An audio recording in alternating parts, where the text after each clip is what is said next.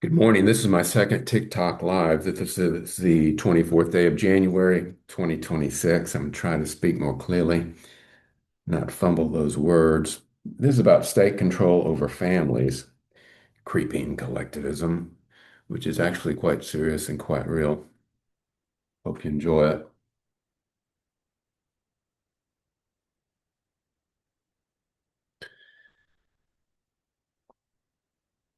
Educational point of view. No. Courts shouldn't be able to get away with what they're getting away with.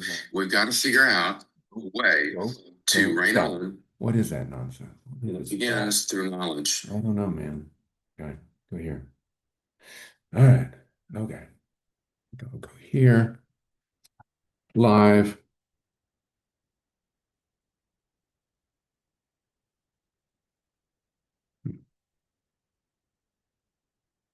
Okay. Go Cougs. Good morning, everybody. Scott Boats here. I am a Texas lawyer, as you'll recall. I spend most of my time working for men and dads in Texas family courts. I've been working as a lawyer in Texas since 1992, first generation college, first lawyer in my family, so forth, and all that. I'm not here to complain about family law, but I'm here to validate the objections that I hear from countless moms and dads through my social media and really throughout all of my practice. What's happening now in all of courts, including family courts, it's not about one side winning or losing. It's about something bigger and unfortunately darker.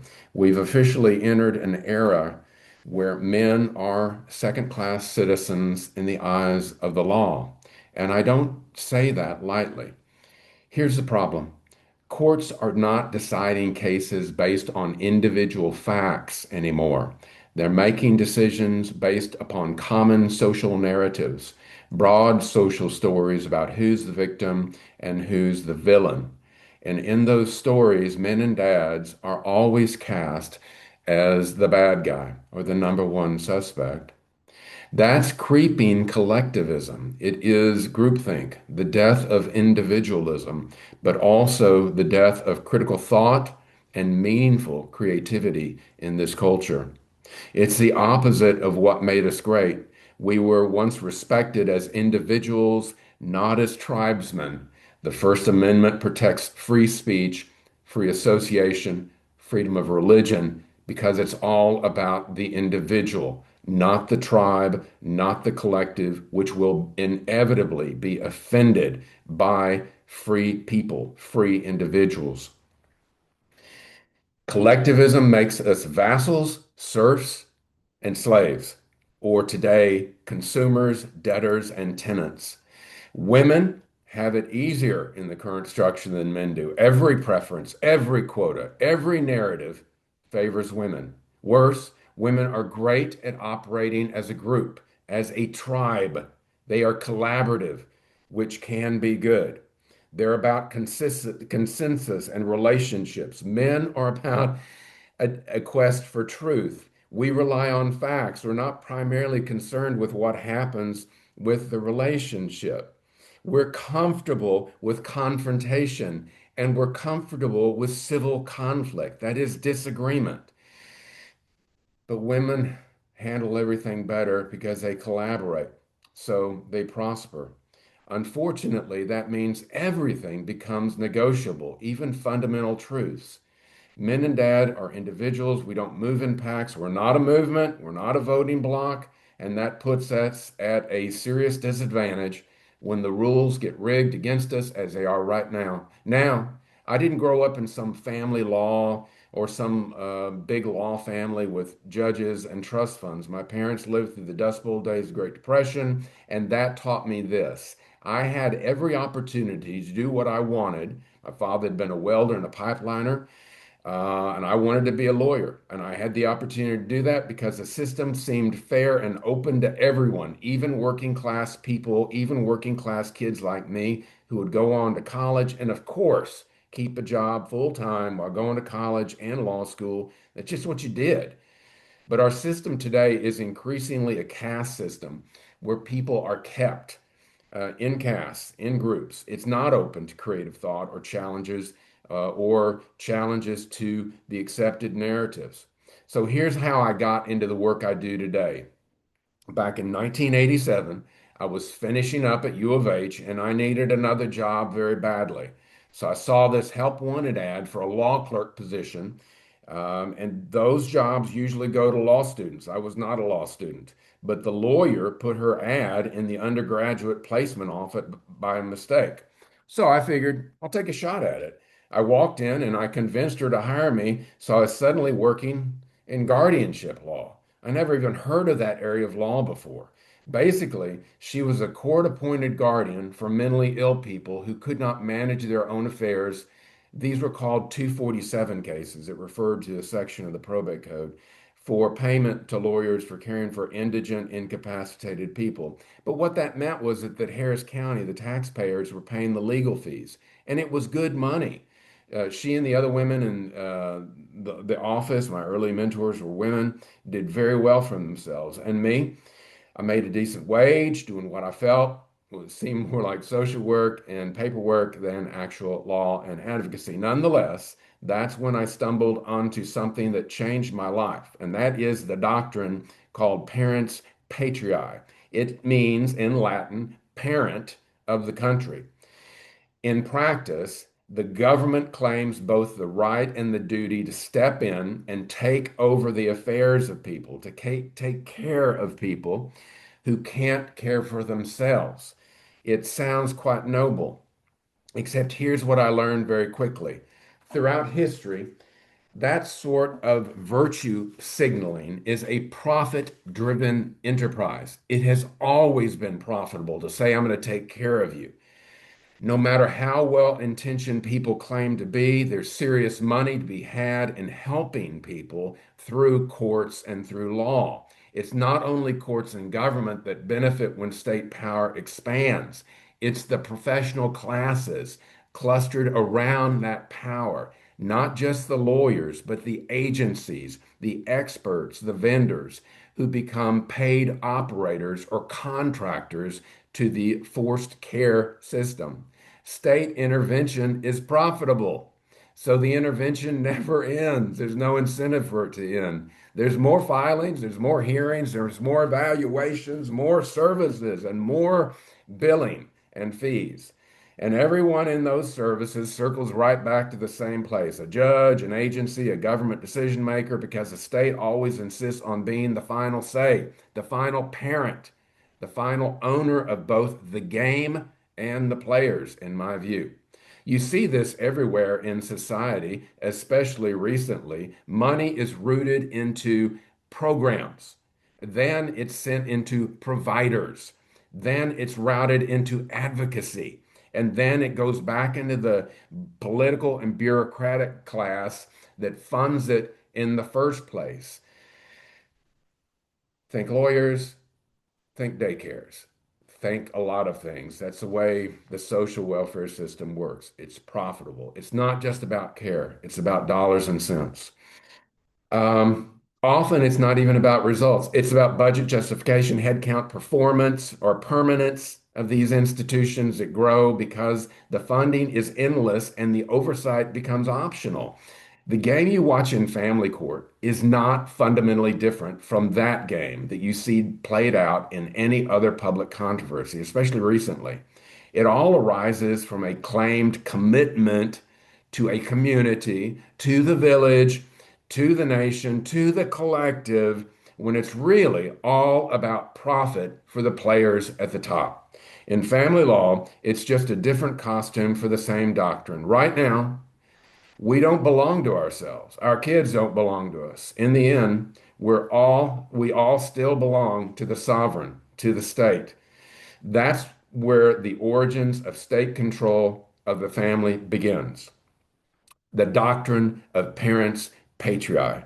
When you walk into a family court today and watch a judge make decisions about your kids, about your parenting time, about whether you're a fit parent, it's important to understand what gives them that power to do that in the first place. It goes back a lot further than any of us imagine, and it is that doctrine, meaning parent of the country. Now, that has always sounded ominous to me. I'm an individualist. I come from a poor background. I don't trust I don't trust groups. I don't trust government.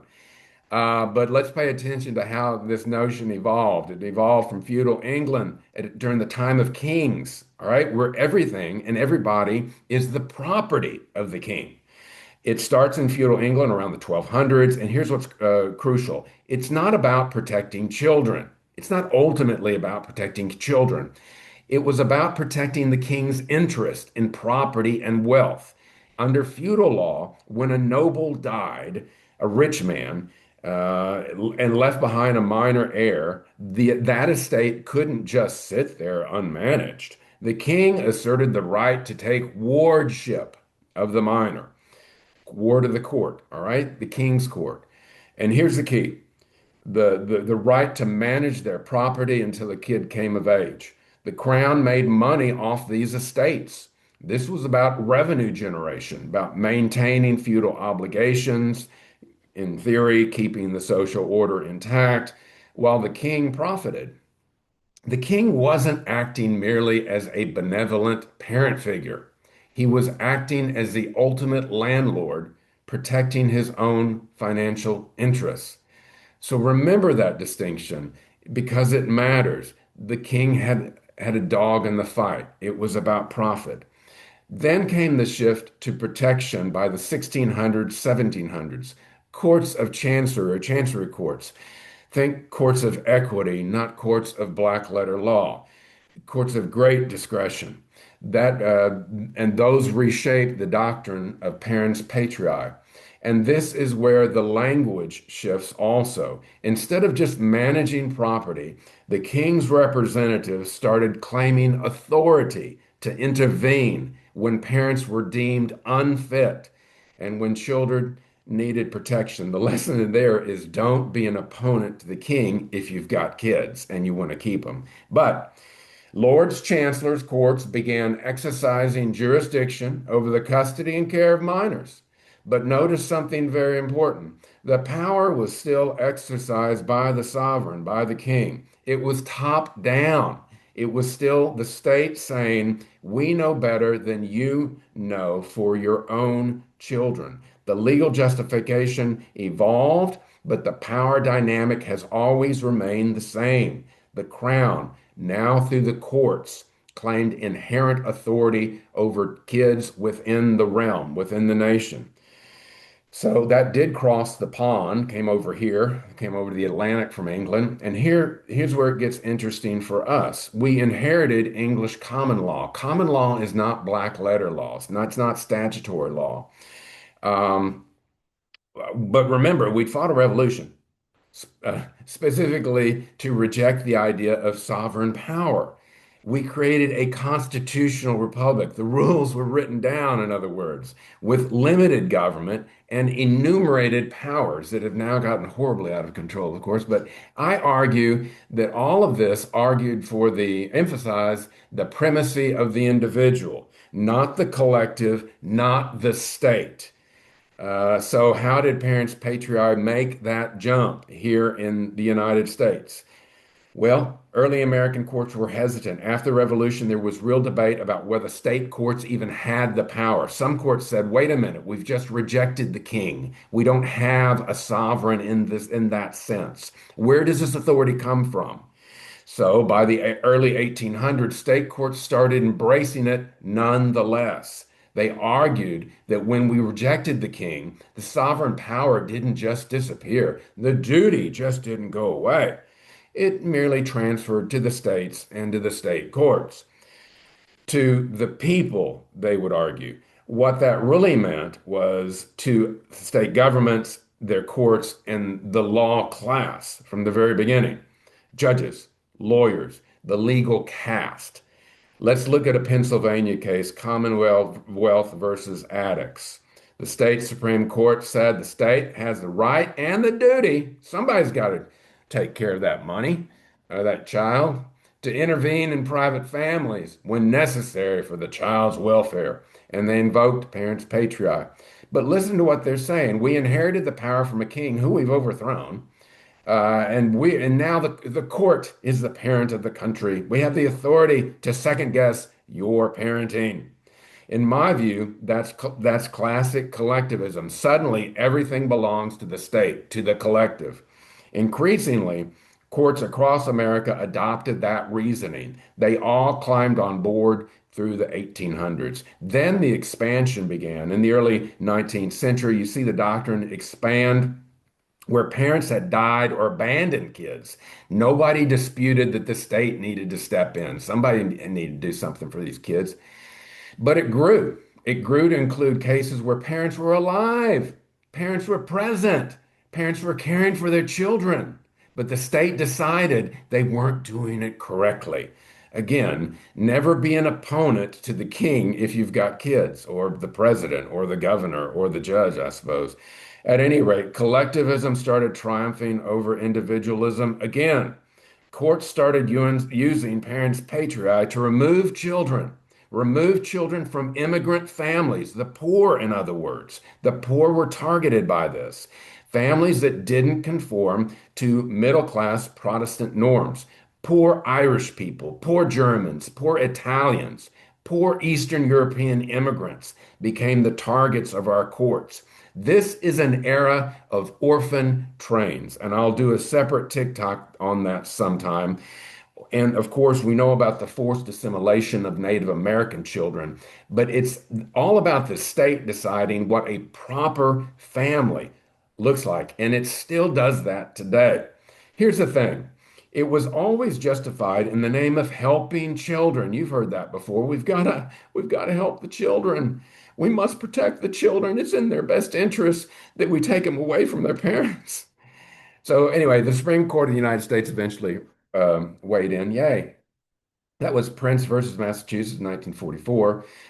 The court said explicitly, the state has broad authority to regulate the parent-child relationship, to override parental decisions, and to intervene in families. Here's where it really gets interesting. Justice Rutledge wrote, parents may be free to become martyrs themselves, but it does not follow that they are free to make martyrs of their children. I think that's an interesting quote for our time and place, but I digress. The quote gets used constantly. Notice that what it assumes, the state, again, is the ultimate arbiter of the norm. And the norm is what the state thinks is harmful to children. Parents don't have a final say. Parental rights are always conditional, subject to state approval. What we've now inherited. By the mid 20th century, American courts had fully embraced medieval English doctrine and thinking that started as the king's property rights. The king owned everything, you see? It evolved into sovereign authority over subjects and became, in our own constitutional republic, the greatest ever, the power of state family courts to insert themselves into the private affairs of families. We took a feudal power grab, we stripped it of its original property-based justification, and we simply repackaged it as child welfare embedded into our legal system. And so this is the foundation, the ideological and legal foundation for everything that exploded after World War II, which is where we're going next. But before we get there, sit with this a moment. Every time a family court judge asserts authority over your parenting plan, over your custody arrangement, over whether you're a fit parent, they're standing on this doctrine, Parens Patriae, the state as the super parent. And that power did not come from the Constitution of the United States. It came from a king we thought we defeated, and it's ishy, squishy common law that changes with norms. At any rate, keep that grim reality of centralized power control in your mind. It's controlled back then by the lords, who we now know as judges. A post war explosion, the courts invaded the family. So we talked about how Parents Patriae became the foundation, the legal justification for state power over families, but it was mostly dormant for a while. A tool that existed, but it really wasn't being wielded aggressively. That changed after World War II and very quickly. The numbers don't lie. In 1940, there were roughly 264,000 divorces in the United States. By 46, 6 years later, it doubled, more than doubled, 610,000. By 1950, it was still well over 385,000 divorces a year. It'll never go back down. And it seems understandable to me. When men come back from war, they're different. When my father came back from the prisoner of war camp at Moosburg, he was different. Likewise, my mom had been working in Southern California, chasing her dreams, having abandoned Oklahoma. But the traditional family structure was being disrupted, and war does that. But here's what's really important to me is I feel like the legal class and the legal system saw an opportunity. The court system absolutely exploded. Between 1945 and 1970, 25 years, the number of family court judges in America exploded by over 400%. 400%. States started creating specialized family courts, juvenile courts, domestic relations divisions, all with expanded jurisdictions over your life, all with more power to intervene in private family affairs. The state is the parent, and you see, we are always treated as the child. We are always treated as the child. Texas created its family court system in the 70s. Before that, district courts handled everything. I'm somebody who says that district courts ought to handle everything now. Those are all former lawyers. They also understand the importance of rules, written rules, and confrontation. Family law judges too often don't get there. They're too much into ishy squishy best interest nonsense and standards that are subjective. At any rate, um, that led to the reality of a specialized court system for families. So you needed to justify the existence of those specialized judges, specialized lawyers, and specialized system, and the people who swam around the sharks. You needed cases. You needed more intervention. And that's exactly what we got with the welfare state. That's when it became really interesting, highly collectivist. 1935, we got the Social Security Act, which included aid to dependent children. That's the beginning of what we call welfare, FDR. But after World War II, the program exploded. By 1940, ADC supported about 372,000. By 60, it was 800. 1960, it was over 800,000. It ballooned to over 2 million just a decade later, and by 1994, 5 million. But the thing is, and it has been cut back, but what has not been cut back is the court system or state powers. In other words, we have cut back on many welfare programs, but the mechanism of control has simply shifted. The courts themselves have not been reduced. Regardless, every single one of those families brought the state into their homes. Social workers, case managers, court-ordered supervision, the diminishment of the family, the increase in the divorce rate, the increase in the numbers of kids who don't have dads. So you see the pattern. Government help always comes with strings, and those strings are absolutely tied to the law class, to the lawyers, to the courts, to the judges, to state power over your family. And that gave rise to the expert class. Post-war America saw an explosion in the number of psychologists, social workers, family therapists, child development specialists. Now, over 80% of those people, by the way, are female. Now, over 80% female.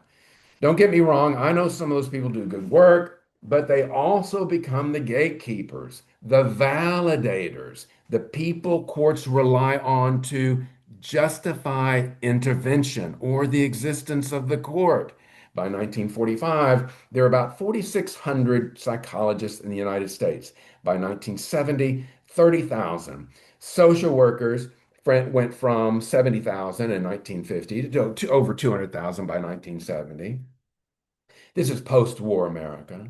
And every one of them had a financial interest in deciding that the family, oh, don't you know all families are dysfunctional? Because if they don't say that, they don't have as much work. We don't need their ishy squishy subjective stuff around. Look, I got a degree in psychology. I understand, I appreciate much of it, but a lot of it's just silly. So the worst thing for the family is the argument that, oh, don't you know families need more services, therefore more billable hours, more justification for the existence of the contractor class to big court. Money always follows power. So here's what nobody talks about now. Courts became profitable. They became profit centers. Child support enforcement, custody evaluations, court ordered counseling, supervised visitation services, all of it, all of it generates revenue. Revenue for the state, revenue for the experts, revenue for the lawyers. In the 1950s, total domestic relations legal fees in the United States were estimated about $50 million annually. By 1970, 10 times that, 500 million. 10 years later, four times that, $2 billion. The explosion of courts after World War II. That's what that talks about. From 50 million right after the war to 2 billion just about a couple decades later. It's massive growth. The family court system became an industry that had to be sustained. It had to sustain itself. The family law industrial complex. And like any other industry, it has to keep growing. It needs more cases. It needs more problems. It needs more intervention. You need these lawyers, these experts who are billing you at $500 an hour to fix problems that had nothing to do with law. But at any rate, there's more interference with the private lives of moms, dads, and families because the collective is winning. Collectivism is winning. The legal changes which enabled the explosion in court control start in the 60s. Before then, you needed grounds for divorce. You needed grounds for divorce. Grounds like adultery, cruelty, abandonment. You had to prove a reason, show fault to get a divorce. Starting in California in 1969, we got no fault divorce. Sounds good to me. There's less acrimony, right? Because no fault. It's an easier process, right? It's easier. And things will get cheaper, right? Except that didn't happen. It did make divorce easier. It gave a lot of not very intelligent lawyers perhaps something else to do. But at any rate, when divorce is easy, divorce increases. When divorce is easy, divorce increases. Makes sense. California's divorce rate jumped 30% in the first 2 years alone. By 1985, every state had some form of no-fault divorce. And with more divorce, what's that mean? More custody battles. I'm a child custody lawyer. I accept that. With more divorces come more custody battles, more child support cases, more opportunities for courts, more opportunities for courts through judges, through amicus attorneys, through therapists, through et cetera, to intervene in the private lives of people. And that's where we got the best interest standard. Sounds good. Best interest of the child. Yay. Of course, we all want what's best for the kids, and the judges will tell you they're only there for the kids. I say my client, whether the mom or dad is there for the kid. The judge is there to call the balls and the strikes and keep their little appointees out of my case. That's my bias. But anyway, here's the problem. Best interest is completely subjective, with subjective standards that are drawn from case law. And we live by the myth in law that, oh my goodness, the Holly case explains everything. Well, there's best interest by these standards right here. You can enumerate them, put them on a plastic board for the jury, and voila, that's best interest. That's not true. That's simply not true. It is inherently um, subjective. There's no objective standard, no clear rules. That's why we need stronger legal presumptions. You've got to box the lawyer class, you've got to box the judge class in very tightly with strong legal presumptions so they can't sway so easily. When you have subjective standards, you have maximum discretion by a judge, you have maximum power by a judge, and you have minimum accountability by that judge. That judge who says they're so concerned about the child is a transient in the life of the child. Their amicus is a transient in the life of the child. But you wouldn't know it from listening to them. But before the 70s, custody presumptions were relatively clear. I don't like them, but they were clear. Mothers get the kids, fathers lose. Not fair, but predictable. But after best interest, you see, the idea is, well, we'll help the situation by introducing, we'll get rid of um, tender years and we'll substitute best interest. No, more chaos, more money, more billing, more battles. Every parent became a suspect. Every family became a potential case for intervention. Judge, we need therapy for this family.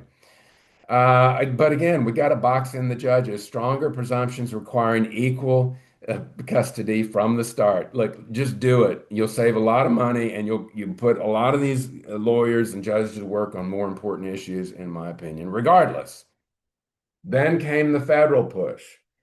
The feds got involved with Title 4D of the Social Security Act in 1975, the Federal Child Support Enforcement Program. Oh my God.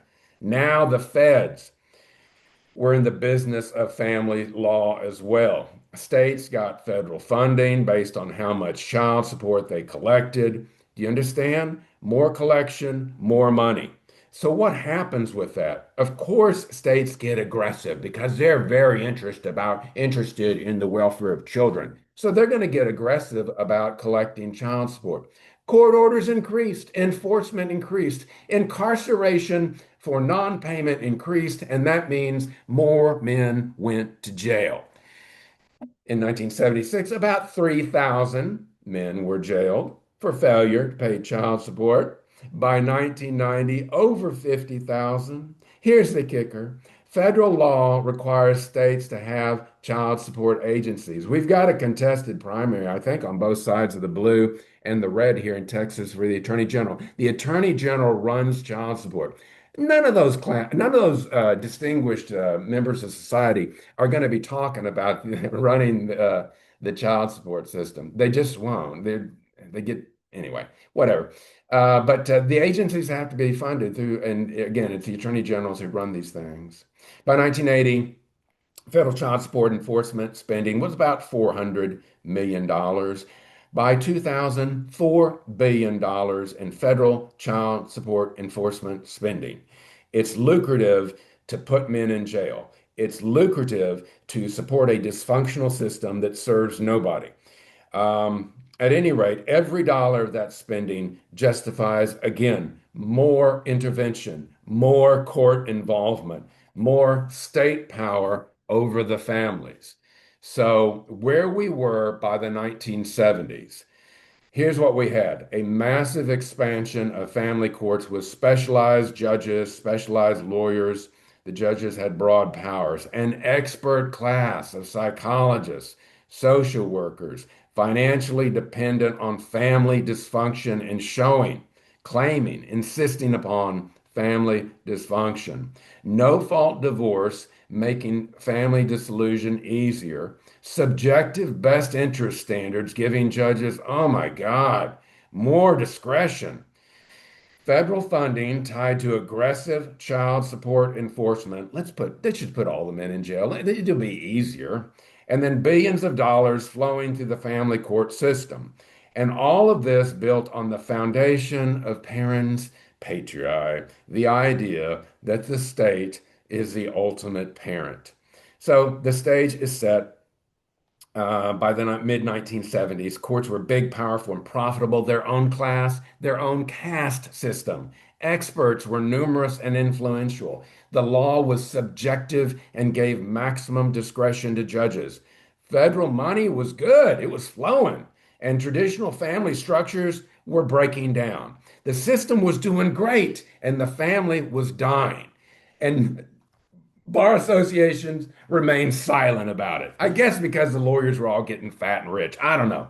But that's, you see, what feminism walked into. That's the world feminism walked into. Feminism didn't create the system, but it sure did learn how to exploit it against families. Which brings us to the final part of today's presentation, the feminization of family law, the weaponization of gender-based narratives, and the complete destruction of the rights of men and fathers in this society. That's where we are right now. That's where the fight of our lifetimes is to be had. If we don't win it, we will lose the culture and we will lose the republic because all the lady judges are just going to negotiate it away so that everybody feels good about their relationship. At any rate, feminism, tribalism, and the First Amendment crisis. First Amendment is where we get true freedom of conscience as individuals. This is a profoundly important issue. But this part is going to get me called lots of names if I haven't been called those names already. But look, come on. As they say, facts don't care about your feelings. Facts don't care about your feelings. And the numbers don't lie. Let's talk about what happened when feminism collided with the family court system that we've just described. First, let me be clear. I'm not talking about equal rights. I'm not talking about voting rights for women. I'm not talking about women in the workplace. I'm not talking about women owning property. I'm 100% for that. I'm talking about gynocentrism, active prejudice against men and dads. That's the problem. We live in a backwards gynocentric culture, exemplified in family court. It's second wave feminism. All the people in in media call it that. It's more than a movement, and it's the notion that equality just isn't enough. It's now about power and control, specifically power over men, over fathers, and over families. And they've gotten it. They're winning. The numbers don't lie. By 1970, women made 5% of law school students, 5%. By 1980, 1 in 3 law students were women.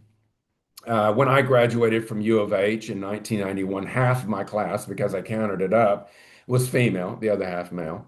But according to the stats, we didn't hit 50% until 9 years later, the year 2000. I guess U of H was ahead of the curve.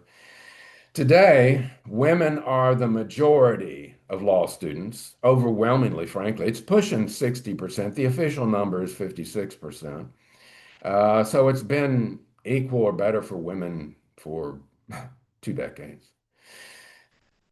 That's great for women who want to be lawyers. It really is. But here's what it means for family law. 70%, 73%. 73% of family law lawyers are now women, 73%. 51% of the judges are women, 51%. For the biggest contracting industry in all of law, family law, the mental health industrial complex, 80%, as I said earlier, 80% female. The entire system, from the lawyers who argue the cases to the judges who decide them, is now well majority, easily majority female. And yes, it's gynocentric. It is anti-male. It inherently favors women to the obvious detriment of men, dads, and families. Family court is a place that demands conformity. It's not about diverse views. It's about groupthink. Let's talk about the Duluth model for domestic violence. Here's the core assumption from a 1981 Duluth, Minnesota gathering group of feminists who made up this model for domestic violence, this horribly bigoted, biased model for domestic violence. Domestic violence is caused by patriarchal attitudes, don't you know? Men abuse women because of male power and control. There's no provocation going on. There's no baiting. There's no reaction mining by women. No, it happens in a vacuum is what's going on. It's the men. Again, just put us all in jail. It'll make things easier for y'all. You have to do some work finally, but at any rate, just a suggestion and not a very nice one. At any rate, look, they say that women only get violent in self-defense. Only get violent in self-defense. That's it. That's the Duluth model. It assumes men are the aggressors always, and that women are the victims always, despite tons of research showing that domestic violence is actually pretty evenly split between the two genders, that women initiate the violence in relationship about as often as the men do. The Duluth model became a standard. It's still used in many courts across the country. We need to get the word out about bias and bigotry of the Duluth model. But it is the basis for restraining orders, protective orders, custody decisions, domestic violence programs, and it is pure feminist dogma dressed up as a fake social science. And then there's, in addition to the Duluth model and all that, there's VAWA, the Violence Against Women Act. 1994, Congress passed that act. Sounds good. Who's against protecting women from violence? But here's what it actually did. It created a massive federal funding stream for domestic violence programs for women only. At the kickoff, women only. It made it easier to get restraining orders for minimal violence. Hyperbole, exaggeration, staging, uh, encouraged from the very beginning. It created mandatory arrest policies disproportionately targeting men.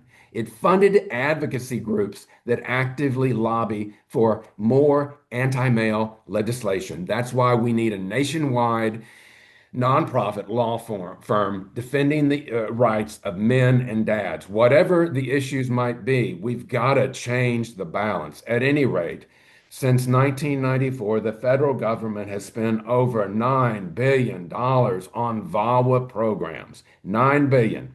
All of it based on the bigoted and biased assumption that domestic violence is a male problem. And here's the kicker. You can't get VAWA funding if your program serves male victims equally. The money is explicitly for women. Exaggeration, hyperbole, staging, lying is promoted, in other words. That's not equality. That's female privilege backed by billions of dollars in federal funding to the detriment of men, dads, and children, families. The tender years doctrine did evolve. It evolved into the best interest of the child standard. Still subjective. Here's how it plays out in practice. In custody cases, mothers get primary custody, estimated up to 85% of the time. Fathers get primary custody, maybe 15% of the time. Joint custody, actual 50-50 parenting time happens in less than 20% of all cases. Now, courts will tell you this is because mothers are primary caregivers, or really daycares become the primary caregivers, well-funded ones apparently, or because of established routines of the kids, because mom knows the routine. Mom knows the shoe size of the child. Mom knows the name of the kid's doctor. Yeah, right. Horseshit. Anyway, but let's be honest. It's all biased. It's all biased, pure and simple. Noise from female lawyers about females heard by female judges. Okay. Study after study shows that when fathers fight for custody, they're less likely to win than mothers, even when both parents are equally fit. The old tender years doctrine, it's still around. It said that mothers ought to get the young kids. It was formally abolished. It didn't go away. It didn't go away. It just got renamed and repackaged. So false accusation is an accepted weapon now. Here's the darkness.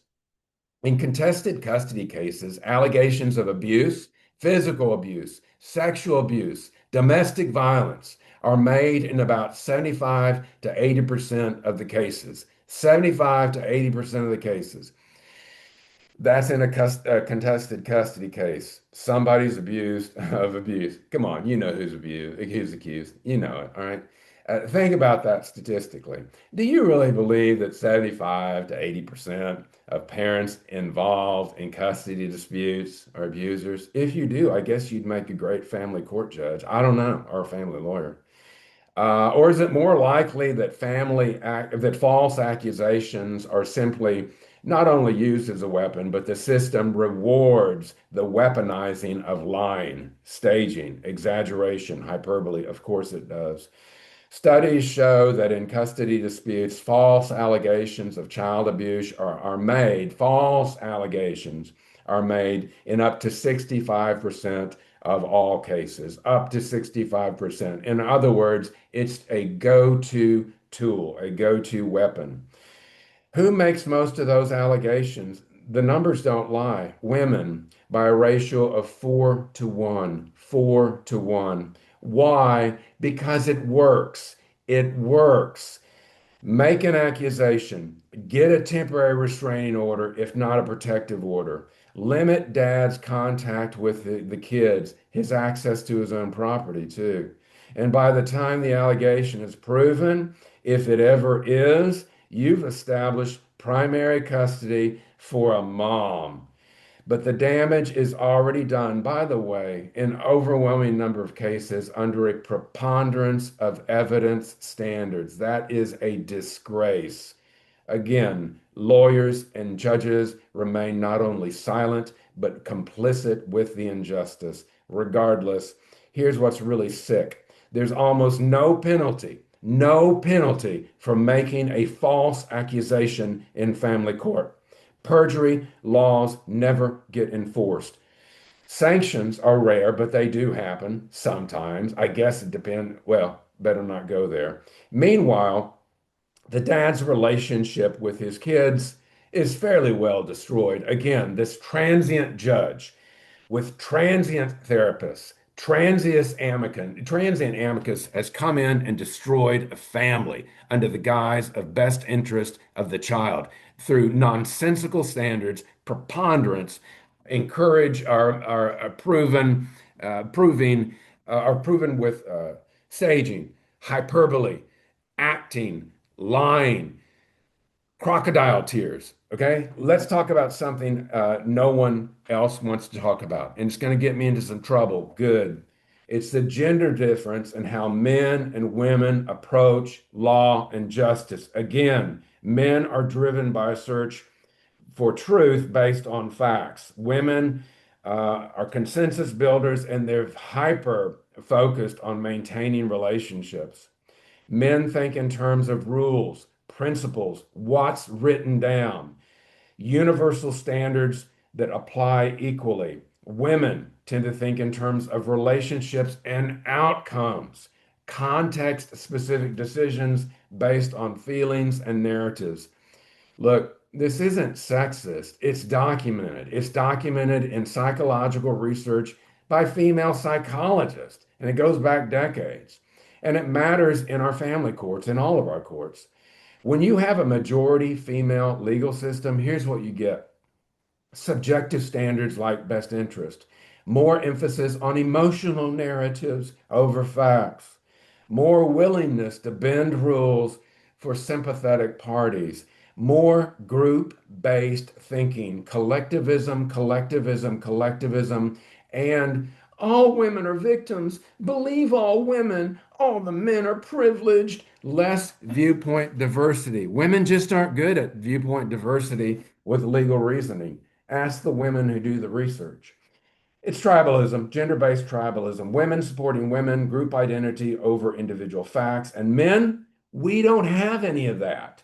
We don't move in packs. We don't have a gender-based advocacy network. We need one. Elon Musk. We need a nationwide nonprofit law firm serving the interest of men and dads to preserve the family and to save our culture.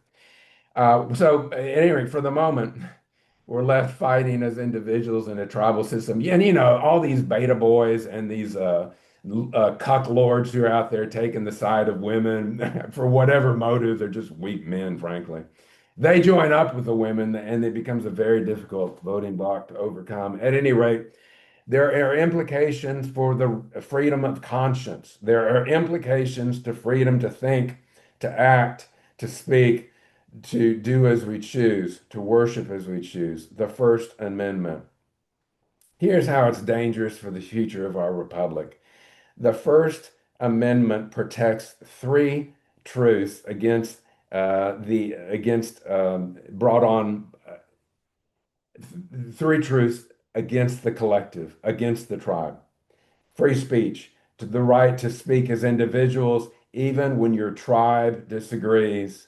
Free association, the right to form your own groups and not hang in your tribe where you're called, oh, you're not as black as everybody else, or you're just a white nationalist, or you're, the whole nonsense. Okay. So free speech is attacked, free association is attacked, and the free exercise of religion. I have a personal relationship with my God, and it's not based on some tribe. It's the right to follow my own conscience and faith and to question that faith and conscience continuously. All three of these are under attack in family courts right now. Here's how. First, speech. Try saying in family court that you don't believe that gender is a social construct, at least in a family court I'm thinking about in Dallas, Texas. Whatever the social contagion may be, I probably shouldn't use that example, but whatever the social contagion is, all right? Or let's say that you think that all unmarried expectant mothers, this is a good one, must identify the father of their child prior to the birth of the child and permit him notice of his child's birth. I believe that. Or let's say that you believe that children need fathers just as much as mothers, like the statistics tell us, all right? And you don't buy into the narrative that, the morons at Hearst newspapers and pop media want you to believe that we just need the women to take charge. Look, you're going to be labeled a bigot, even in family court. The court will use your attitudes against you in custody decisions. Parents do lose custody. Parents lose custody because they express the wrong opinions about any ideology, whether I don't know, it's religion, it's political, it's social, it's gender, whatever. Um, because they take their kids to the wrong church, or because they say something a judge under best interest of the child standards finds to be offensive. That's an under a preponderance of proof standard. Okay, the judges have gone wild. Okay, in destroying families. All of those examples are examples of compelled speech. That's punishment for having a point of view. That's punishment for exercising your First Amendment right. And it happens every day in family courts across America. Second aspect of the First Amendment under attack, association. Family courts now routinely restrict who you can have around your children. New girlfriend requires court approval. New boyfriend requires court approval. Church groups better be inclusive, unless they're part of that new group that no one wants to talk about. Everybody's a little bit uncomfortable about talking about them. At any rate, they better be inclusive of mom's views, right? The extended family members, well, if they supported you instead of mom, hello, they're toxic, and hello, they're narcissists too, right? Everybody's a narcissist in family court, everybody says, but at any rate, even the judges, this is control. This is control over your freedom of association based entirely on judicial discretion that's defended by the lowest standard of proof in law. It's problematic. It is not. It is not best interest. It's just an excuse for applying subjective standards, or if you will, the idea, sit down and shut up. That is the ultimate answer you often get in family court. Last part of the First Amendment under attack, of course, religion. If you're a traditional Christian, I suppose Muslim, Orthodox Jew with beliefs about gender roles, marriage, sexuality, those beliefs will be used against you, regardless of a parent's right to dictate their kids' religious upbringing. A court will still use the best interest of child standard to cut off, and they can do this, cut off the non-compliant parent. Inevitably, yes. That really does mean we don't approve of your religion. Slice it as you will, but that's what it comes down to. You've got to raise the presumptions. You've got to raise the standard of proof in family court. We can't have sit down and shut up as the ultimate standard anymore. So we have a crisis on the horizon. Here's where we are.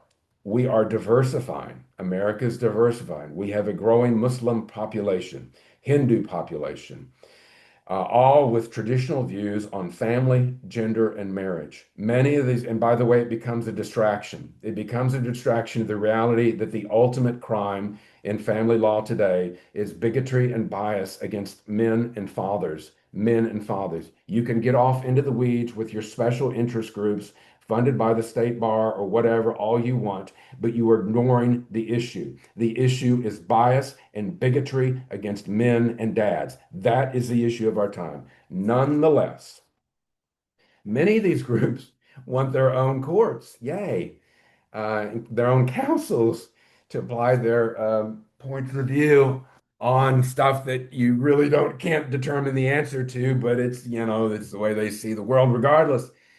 Feminist dominated family court systems will be deciding what communities are allowed to opt out of due process of law and equal protection under the law, as well as the First Amendment. Inevitably, feminist dominated family courts again think the primacy of relationships, not facts, not truth. Feminist dominated family courts will allow subjective application of the rules. If we say no, we're going to have a massive First Amendment fight over religion and cultural autonomy. But subjectively applied, the rules you see, they're not rules anymore. They're suggestions, they're feelings.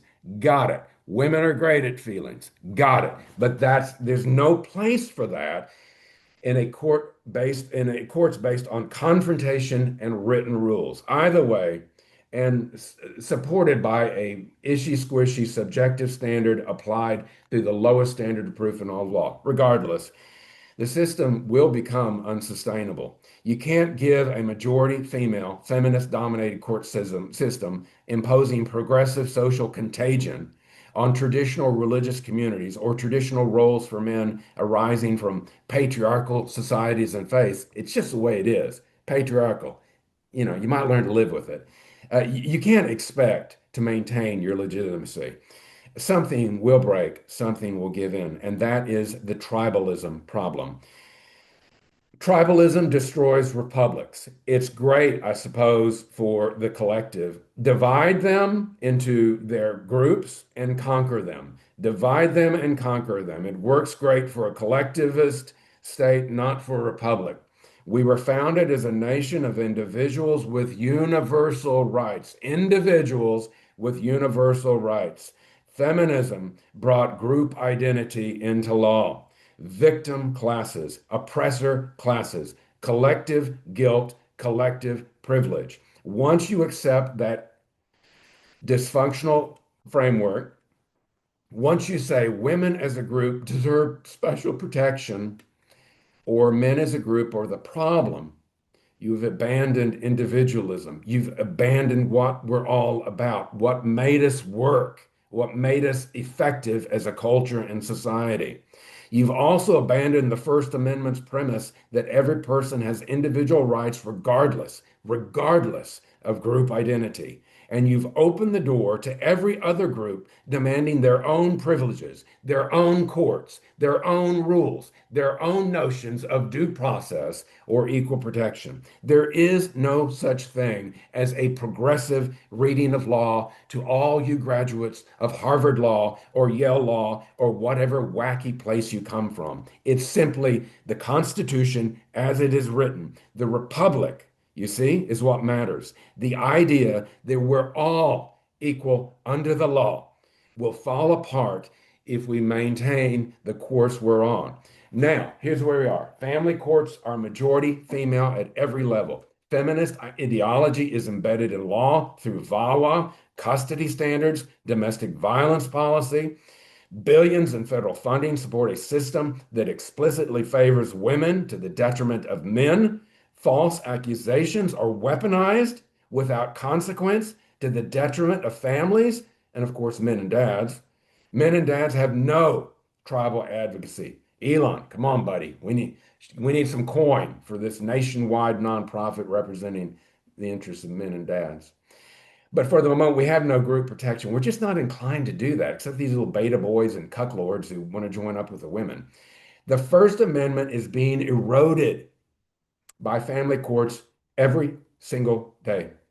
Cultural conflicts over family law are going to explode as America diversifies. This isn't sustainable. The question is, what do we do about it? That's the conversation we need to be having as individuals, as men, as dads. You know, from last week, I believe that part of the solution is you've got to give the judge class skin in the game. Make them carry surety bonds that they can be attacked on when they become conscious of the fact that they're part of the whole group and not their own protected class, not their own caste. Everything gets better for all of us. But here's the deal. As Americans who actually believe in equality and individual rights, not progressive equality, whatever that means, we have to take a stand. If we don't start fighting back loudly, strategically, relentlessly, we're going to lose everything. Remember, change begins with a conversation. Call this nonsense out. It doesn't matter what the alphabet media says anymore. Call it out for what it is. Don't be afraid to be called names. That's a Saul Alinsky collectivist, Karl Marx the bedwetter type rule. Okay, just don't be afraid of being called names. I'll get into that in future videos, but we've got to start the conversation. Where do we go from here? Let's bring it home. We've covered a lot of ground this morning. Let me just recap what we've talked about. Started with Parens Patriae, a medieval doctrine that gave the king power over children's property, that became the king's power over the children themselves. The kids became property of the king. And when America rejected that king, we kept that power. We just gave it to the judges instead. Then, after World War II, the power of courts exploded. Courts multiplied. Experts proliferated. Federal money poured in. The family became a profit center for the state, and everyone clustered around it. Federal dollars are like heroin, and the expert class, the legal class, just can't break its addiction to it, and we need more and more of it. And then, of course, there's feminism, which weaponize the entire system. Billions in funding, tribal thinking, subjective standards, favoring women always, always, always punishing men. And now, threats to the First Amendment, the freedom of conscience itself, the right to speak as we choose, to associate as we choose, to worship as we choose, all fair game in family courts in the United States. This isn't just about divorce, and it isn't just about child custody. This is about whether we're still a republic of individuals with equal rights, or whether we become a collection of tribes fighting for power through the courts. Right now, men and dads are losing the fight because we're individuals facing a tribal system, and tribes beat individuals when the rules are rigged to help the tribes. But, and this is very important, the system is showing cracks. The cultural conflicts are coming. Traditional communities, they're not going to accept this progressive stuff about whatever. You choose the idea. They barely accept feminist judges, but I mean, I guess if you're dressed right, I don't know. But look, something's going to break, okay? Something's going to give. Um, and when it does, we need to be ready with a better answer. Not tribes, not tribes, okay? Not group power, not individual rights. Good God Almighty, not the collective, not collectivism, but constitutional limits. What's written down? Actual equality under the law. That's the fight. Here's what I need from you. Here's what Scott Boats needs from you. This entire conversation is going to be uploaded to my YouTube channel. That's Boats Law, Boates Law on YouTube. I'd appreciate it if you'd head over there and subscribe because I'm going to keep having these conversations.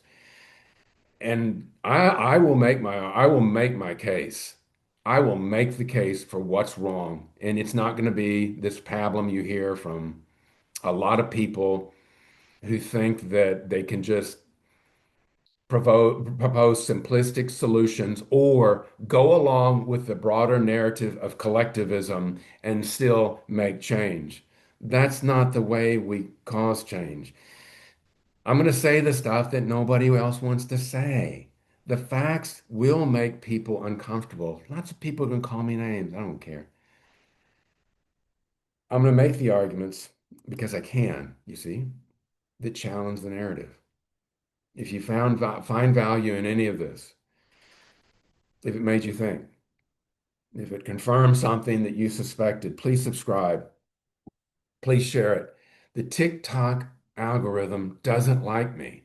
I can talk about how kids do well when their dads are around from birth, and somehow that is political speech. It is ridiculous what's happening. I understand that Meta, Facebook, is going to be coming out with some sort of nonsensical attack on the First Amendment, and I get it. These are private conversations. They can do what they want. But you see, it's selective speech. It's all selective speech. YouTube is my refuge for the moment. I'd appreciate that if you'd go there and subscribe. Look at those videos, even the in video ones I did this past spring and summer. And look at these videos I've done at TikTok, if you would. The only way we fight back against tribalism is by telling truth loudly enough that everybody starts waking up. And speaking of waking up, I'll be here again next week, same time. We're going to dive into something a little bit darker, and it's a little bit different. And it's the sociopathy and psychopathy of power. It's the idea that overwhelming numbers of people who seek power in any group, but particularly in our society as a whole, um, there's something wrong with them. They're not the people that you'd really want to manage anything. We're going to explore the personality types that seek control, the incentive that corrupt good intentions, and why giving power to activists and bureaucrats is like giving matches to an arsonist. It's going to make some people very uncomfortable, which means it's going to be worth watching, I hope. That's next Saturday, same time right here. Until then, stay sharp, stay skeptical, and remember, you don't belong to the state. Also, do justice, love mercy, and walk humbly with God.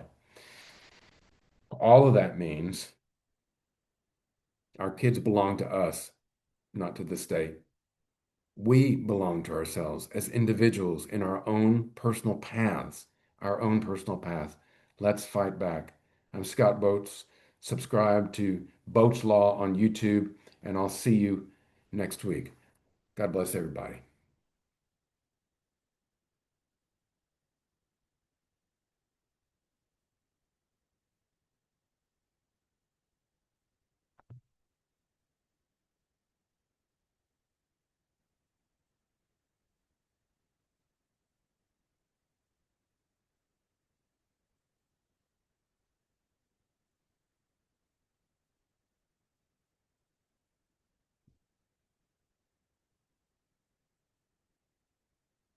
Man, I hate TikTok. Fucking hacks. All right. I don't know if I'm still recording or what. See you next week. Thank you for tuning in. Like and subscribe. Stay warm out there.